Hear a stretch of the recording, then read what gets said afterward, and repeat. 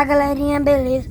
Mais um vídeo em uma fonte do Gabriel, o Fontinelli pro 1, 2, 3, e hoje vou mostrar como é que é o vlog de eu indo pra escola.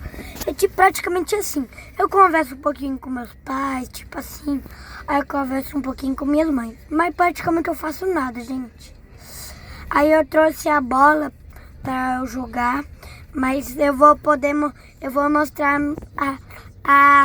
a escola pra você, gente. Só espera um pouquinho. Eu passo. Cheguei na minha escola, gente. Esse foi o vídeo. Espero que você tenha gostado. Tchau. Tchau.